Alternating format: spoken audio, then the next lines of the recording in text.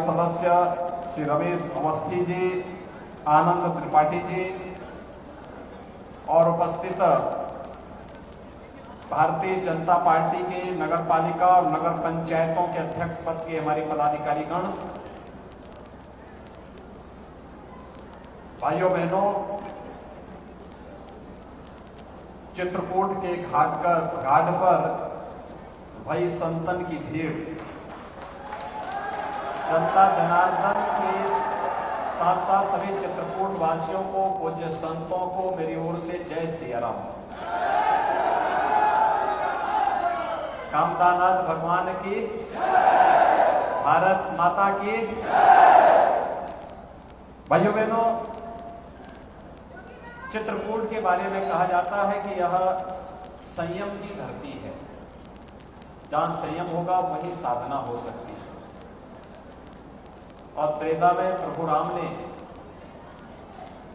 ऋषि मुनियों के सानिध्य में 14 वर्ष के अपने वनवास कालखंड में सर्वाधिक समय इसी भूमि पर साधनारत होकर के व्यतीत किया था। कितनी पवित्र भूमि है। आज भी यहां का एक एक रज, एक एक कण प्रभु राम के स्पर्श से स्पंदित होती हुई दिखाई देती है। लाखों की संख्या में आने वाला श्रद्धालु चित्रकूट की महिमा का गान करता है। मां मंदाकिनी में डुबकी लगा करके अपने आप को धन्य धन्य महसूस करता है।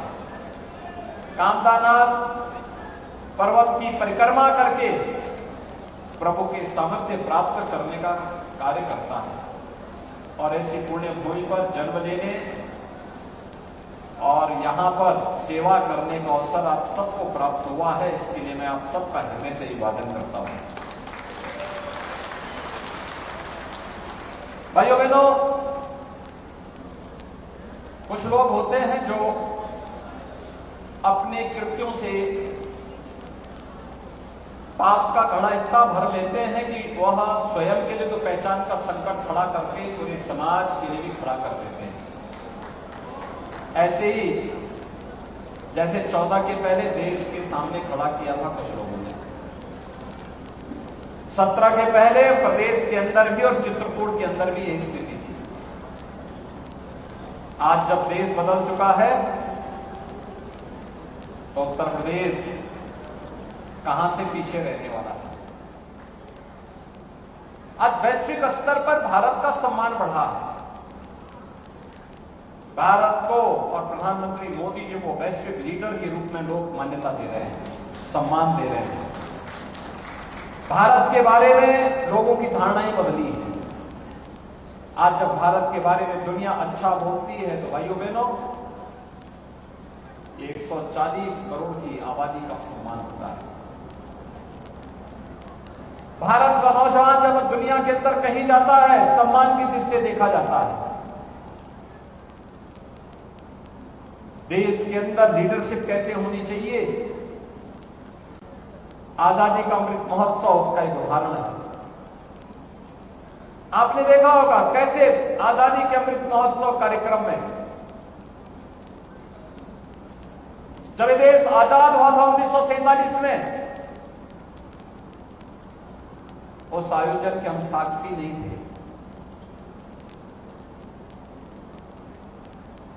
हम में से ज्यादातर लोगों का तब जन्म भी नहीं हुआ था। और उस समय जो सरकार थी, जिनके हाथों में सत्ता आई थी, वे लोग सत्ता संभालने में इतने मशगूल थे कि देश को उस आनंद के साथ जोड़ने की फुर्सत कहां थी।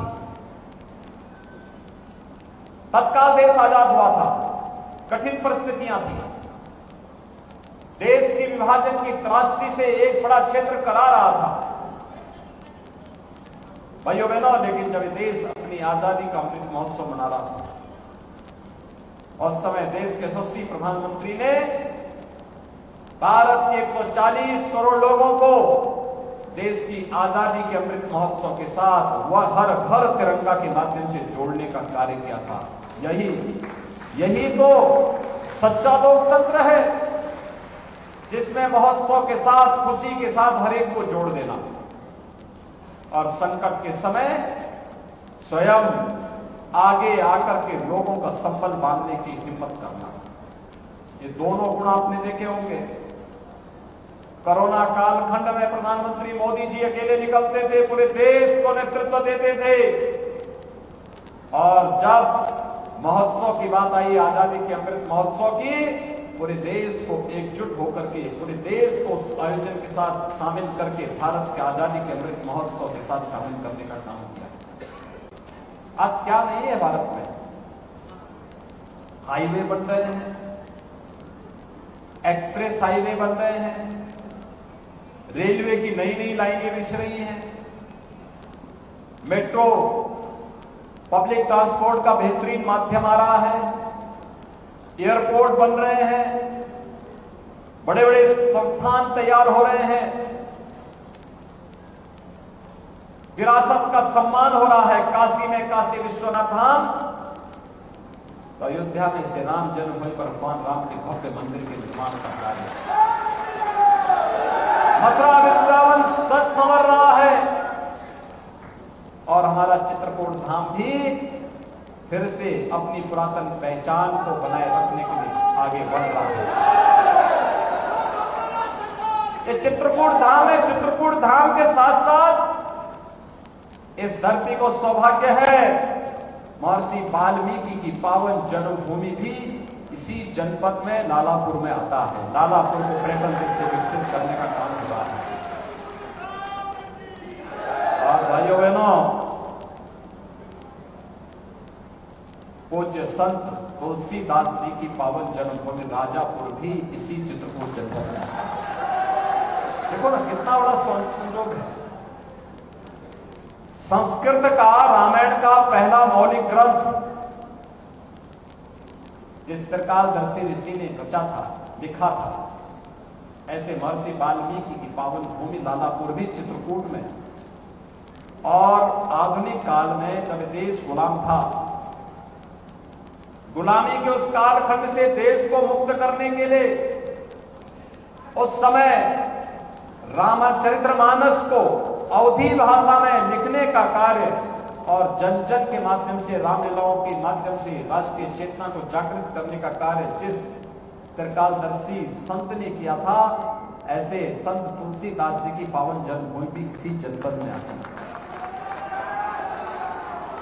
और मैं इसीलिए कह रहा हूं कि यहां का रज रज, यहां का कण कण परशुराम के स्पर्श से स्पंदित है। आज भी उसको महसूस किया जा सकता है। हमारे पूज्य संत जन बैठे हैं, ये जब कामतगिरी की परिक्रमा करते हैं, चंद्रिका प्रसाद उपाध्याय जी नित्य प्रति कामतगिरी की परिक्रमा करते हैं।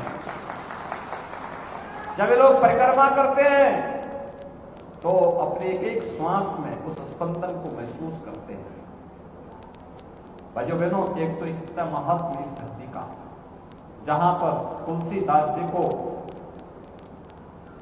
हनुमान जी की कृपा से भगवान राम और लक्ष्मण जी ने साक्षात दर्शन दिए थे। ये वही धरती है।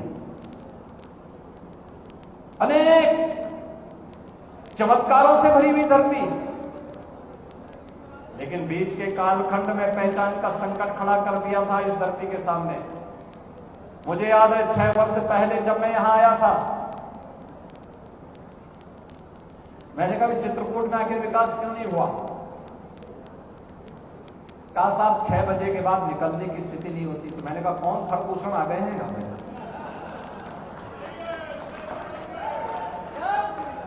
कौन से ऐसे खरदूषण आ गए हैं कि जो उस समय तो ऋषि मुनियों को तबाह करते थे और आज यहां के व्यापारियों को, यहां के नागरिकों को तबाह कर रहे हैं? कौन लोग हैं? और भाइयों बहनों, आज 6 वर्ष के बाद जब मैं आपके बीच में हूं, मैं कह सकता हूं कि हमारा चित्रकूट डकैतों से पूरी तरह मुक्त हो चुका है। उत्तर प्रदेश माफिया मुक्त, दंगा मुक्त, कर्फ्यू मुक्त, उपद्रव से मुक्त, अब उत्सव प्रदेश बन गया है हमारा उत्तर प्रदेश। कहीं दीपोत्सव का कार्यक्रम, कहीं रंगोत्सव का कार्यक्रम, कहीं देव दीपावली के उत्सव का कार्यक्रम, कहीं चित्रकूट महोत्सव, कहीं कालिंचर महोत्सव, कहीं झांसी की रानी के विजयोत्सव का कार्यक्रम। चित्रकूट की पहचान बन रही है। उत्तर प्रदेश का पहला ऐसा एयरपोर्ट जो पहाड़ी की चोटी पर, टेबल टॉप एयरपोर्ट जिसको कहते हैं, पहाड़ी की चोटी पर बन रहा है, वह चित्रकूट का एयरपोर्ट है। बहुत शीघ्र इसी वर्ष हम उसको चला वायु सेवा से जोड़ने की तैयारी कर रहे हैं। और बुंदेलखंड एक्सप्रेस वे तो आपने देखा ना, कितने लोग चले बुंदेलखंड एक्सप्रेस वे, लगता है पूरा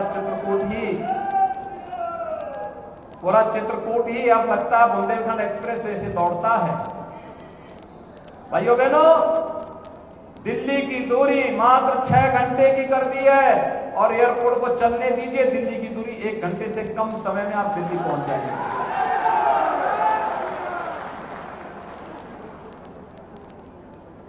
एक्सप्रेस हाईवे से चित्रकूट के बीच में एक औद्योगिक गलियारा हम बना रहे हैं।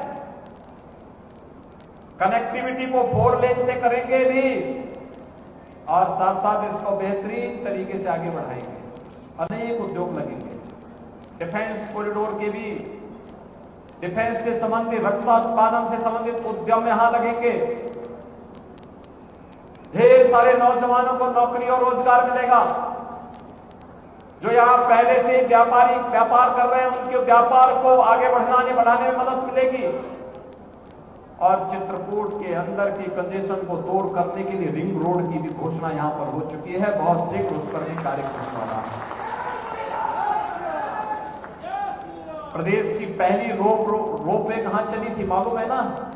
चित्रकूट में ही चली थी पहली रोपवे उत्तर प्रदेश की, यहीं पे परिक्रमा मार्ग पर। और भाइयों बहनों, इसीलिए आज मैं कहने के लिए आया हूं, हम लोगों ने चित्रकूट विकास के लिए तीर्थ स्थल के विकास का एक बोर्ड भी बना दिया है। वह बोर्ड यहां के विकास को एक नई गति देगा। मैं तो इस बार सोच रहा था कि चित्रकूट में थोड़ी आबादी और होती, अगल बगल के और भी कुछ गांव आ जाते तो इसको पूरा नगर निगम बनाकर के स्मार्ट सिटी के रूप में देखा। लेकिन भाइयों बहनों, आएगा धीरे धीरे करके वो समय जरूर आएगा। लेकिन एक सरकार वह जो विकास पर ध्यान दे, चित्रकूट को उसकी मौलिक पहचान को देने का कार्य किया। चित्रकूट को डकैतों से मुक्त करके, अपराधियों से मुक्त करके फिर से सनातन हिंदू धर्म के एक पवित्र स्थल के रूप में स्थापित करने का कार्य की। वह एक डबल इंजन की भाजपा की सरकार आपके साथ। और एक लोग वे भी थे जिन लोगों ने अपने पूर्वजों को ही भुलवा दिया। समाजवादी पार्टी जीवन भर डॉक्टर लोहिया के नाम पे राजनीति करती रही। रामायण मेलों की शुरुआत डॉक्टर लोहिया ने की और ये जो भवन बना है ना, यह भी डॉक्टर राम मनोहर लोहिया जी की प्रेरणा से बना है। लेकिन समाजवादी पार्टी कहती है कि राम तो थे ही नहीं, विधक थे। अयोध्या में राम भक्तों में गोली चलाएंगे, राम भक्तों के बारे में अनर्गल प्रलाप करेंगे, रामायण के बारे में और संत तुलसीदास जी के रामचरितमानस के बारे में अनर्गल टिप्पणियां करेंगे। ये आज की समाजवादी पार्टी है। इनको रामचरितमानस अच्छा नहीं लगता, इनको रामायण अच्छा नहीं लगता। ये लोग महर्षि वाल्मीकि का सम्मान नहीं कर सकते, ये लोग महर्षि संत तुलसीदास जी का सम्मान नहीं कर सकते। ये प्रभु श्री राम की प्रति आस्था तो दूर, प्रभु राम के अस्तित्व पर ही प्रश्न खड़ा करने वाले लोग। कारण है इनकी सोच में नकारात्मकता है, इनकी सोच में अराजकता है, इनकी सोच में अवसरवादिता है। ये परिवारवादी लोग हैं, अपने परिवार के बारे में मात्र सोचते हैं, समाज के बारे में सोच नहीं है। और किसी सच्चे आदमी को, किसी संत को अपना हित मित्र नहीं बनाते। किसी पेशेवर डकैत को अपने गले का हार बना करके जनता का शोषण और व्यापारियों का शोषण करवाने के लिए उनको चरने खाने के लिए छोड़ देते हैं। और इसलिए भाइयों बहनों, आज मैं आपके पास आया हूं आपसे कहने के लिए, आज हमारे चित्रकूट वासियों को, किसी गरीब को उपचार के लिए तरसना नहीं पड़ेगा। 5 लाख रुपए की आयुष्मान भारत की जो गारंटी उसको हाथ में दे दी गई है। 5 लाख रुपए की आयुष्मान भारत की बीमा का कवर है। किसी गरीब को भूखों नहीं सोना पड़ेगा, क्योंकि लगातार सरकार पिछले 3 वर्ष से फ्री में राशन की सुविधा का लाभ हर नागरिक को देने का कार्य कर रही है। जितने जरूरतमंद हैं उनको उपलब्ध करवाने का कार्य कर रही है। किसी निराश्रित महिला को, किसी दिव्यांगजन को, किसी वृद्धजन को, जो भी पात्रता की श्रेणी में आते हैं, उन्हें 12,000 रुपये सालाना पेंशन की सुविधा का लाभ सरकार दे रही है। डबल इंजन की सरकार दे रही है। जिन लोगों ने आपको एक एक बूंद पानी के लिए तरसाया है, आज उनको एक एक वोट के लिए तरसाइए। यही अवसर होता है।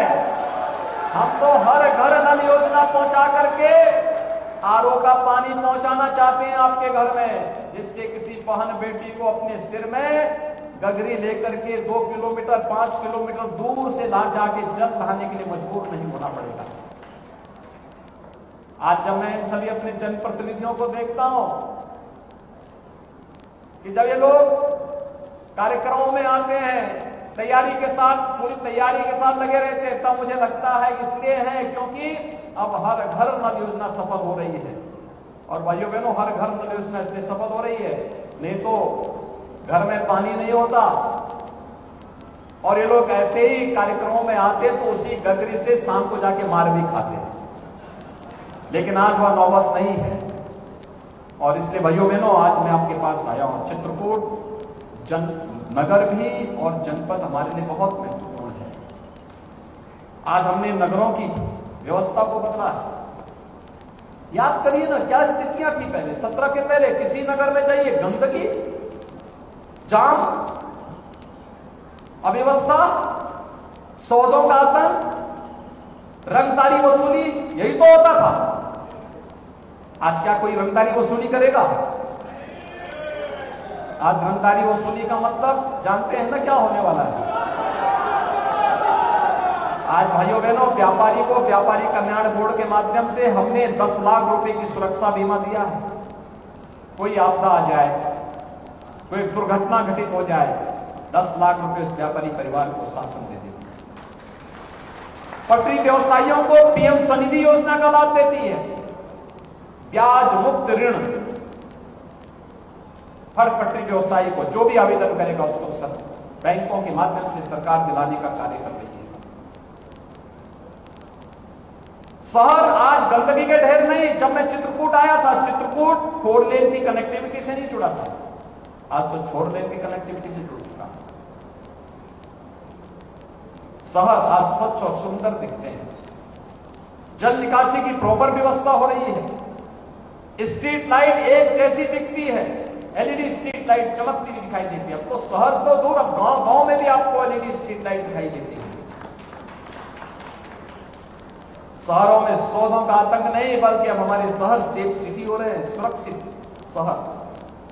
ये नई पहचान हमारी बन रही है। इसलिए भाइयों बहनों, आज मैं आपके पास आया हूं आपसे कहने, जो लोग गंदगी को प्यार करते थे, माफिया और अपराधियों को, डकैतों को अपने गले का हार बनाते थे,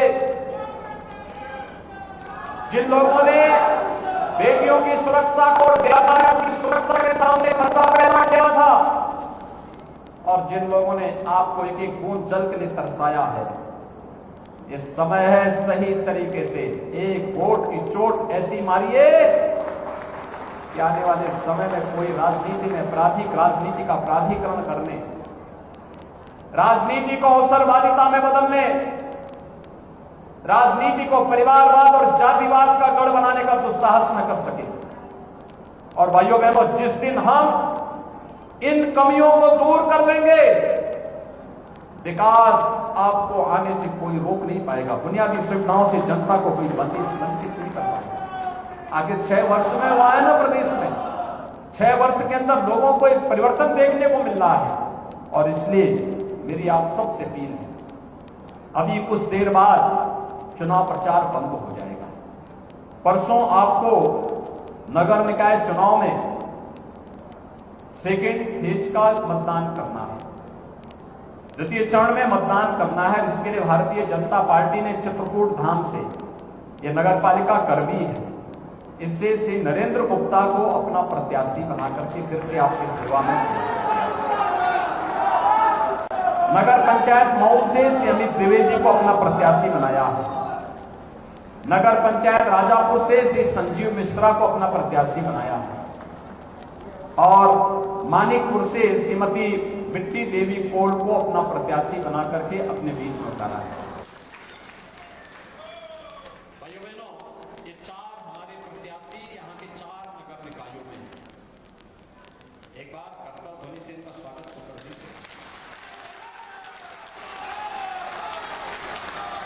इनको जिताना है, इनके साथ पूरा बोर्ड बनाना है, पार्षद भी जीतने चाहिए। तैयार है? जिताएंगे? सभी लोग तैयार हैं? चेयरमैन के साथ साथ पार्षद भी जीतेंगे? तो मेरे साथ जोर से बोलेंगे, भारत माता की, भारत माता की, भारत माता की जय श्री राम, जय श्री। आप देख रहे हैं न्यूज़ 18 उत्तर प्रदेश उत्तराखंड।